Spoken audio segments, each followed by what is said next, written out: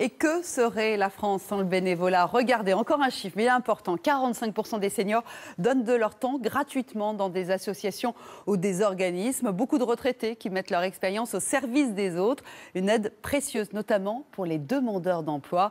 Éric Cornet, Steven Pichavant. Dans sa vie d'avant, Claude Billon était directeur informatique dans le privé. Poussé vers la sortie en 2008, il aurait pu en profiter pour goûter enfin aux joies d'une retraite paisible, occupé à tailler ses rosiers par exemple. On peut le couper parce qu'après, s'il gèle. Mais ce n'était pas vraiment l'idée qu'il se faisait de la retraite. Parler à mes rosiers, bon, c'est bien, mais c'est pas suffisant. Ce qu'il faut, c'est vraiment travailler avec d'autres personnes et continuer enfin d'avoir des relations sociales. C'est ça qui est important. Alors, avec ses 40 ans de vie active derrière lui, Claude s'est dirigé vers le bénévolat.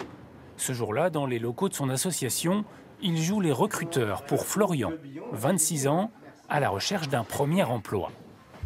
J'ai fait un IUT génie électrique et informatique. Objectif, l'aider à mieux négocier les entretiens d'embauche. Je suis en train de parcourir là, votre CV. J'ai les compétences pour le job, j'ai les diplômes, mais j'ai du mal à me vendre et je pense que son expérience peut m'aider à évoluer dans ma façon de passer des entretiens. Préparez quand même des questions à poser parce que peut-être qu'on ne va pas aborder un certain nombre de choses. Il ne faut pas oublier que dans un entretien, par exemple, on peut ne pas vous parler de salaire, exprès.